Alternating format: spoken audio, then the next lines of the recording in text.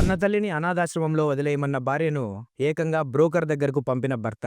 అసలు ఆ భర్త తన భార్యతో అంత దారుణంగా ఎందుకు మాట్లాడాడో తెలిస్తే మీ గుండె ఆగిపోతుంది. ఒక భార్య తన భర్త దగ్గరకొచ్చి, ఏవండి మీ అమ్మను ఓల్డేజ్ హోమ్లో ఉండిద్దో లేదో అని అడగమని చెప్పాగా, ఏమైంది అని అడిగింది. దానికి ఆ భర్త చాలా కూల్గా, అడిగాను, ఉంటా అంది. ఈ సండేనే ఆమెను అక్కడ వదిలేసి వస్తాను. అది సరే కానీ నువ్వు ఒక జాబ్ కావాలన్నావు కదా, నీకు వాట్సాప్లో ఒక నెంబర్ పంపిస్తాను, వాళ్ళతో మాట్లాడుకో. పర్ డే పర్ నైట్ ఇలా షిఫ్ట్లుంటాయి, రేట్ ఎంతో నువ్వే ఫిక్స్ చేసుకో అన్నాడు. ఆ మాట విన్న భార్యకి ఒక్కసారిగా అర్థం కాక, అదేంటి నేను రేటు ఫిక్స్ చేయడం ఏంటి అని అడిగింది.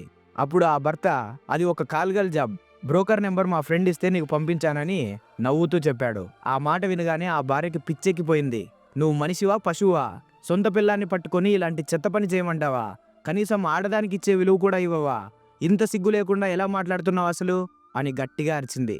అప్పుడు ఆ భర్త వెటకారంగా నవ్వుతూ, దీనికెందుకు అంతలా రియాక్ట్ అవుతున్నావు? పెళ్ళాం మాట విని కన్నతల్లిని రోడ్డు మీద వదిలేసే నాలాంటి కొడుకు పెళ్ళాన్ని గౌరవిస్తాడు అనుకోవడం నీ తప్పు. కన్నతల్లిని అనాథాశ్రమంలో వదిలేసేవాడికి పెళ్ళాన్ని వేరే వాడి పక్కన పడుకోబెట్టడం పెద్ద మ్యాటర్ ఏం కాదు.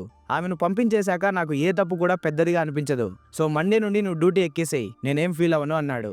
దానికి ఆమె తన తప్పు తెలుసుకొని వెంటనే వెళ్లి తన అత్తకాల మీద పడింది. మిత్రులారా, ఒక తల్లిని వద్దనుకునే మగాడు ఏ ఆడదాన్ని గౌరవించలేడు. ఒక మగాడు తన తల్లిని ఎలా చూసుకుంటున్నాడు అనే దాని మీద అతను తన భార్యను ఎలా చూసుకుంటున్నాడు అనేది ఆధారపడి ఉంటుంది. కన్నతల్లికి అన్యాయం చేసి పెళ్ళానికి సుఖం ఇవ్వాలనుకోవడం మూర్ఖత్వం. బంధం అంటే కేవలం అవసరం కాదు, బాధ్యత కూడా. చూశారు కదా ఫ్రెండ్స్, ఈ భర్త ఇచ్చిన రిప్లై మీద మీ అభిప్రాయం ఏంటి? తను అన్న మాటలు కరెక్ట్ అనుకుంటే ఈ వీడియోని లైక్ చేసి కామెంట్ బాక్స్ లో తప్పకుండా రైట్ అని కామెంట్ చేయండి. ఈ వీడియోని మీ ఫ్రెండ్స్ అందరికీ షేర్ చేయండి. మీకు కూడా మీ అమ్మగారంటే ఇష్టం ఉంటే మన ఆరి ఛానల్ని సబ్స్క్రైబ్ చేసుకోవడం మర్చిపోకండి. నేను మీ సాయినాథ్, సైనింగ్ ఆఫ్, టీమ్ ఆరి.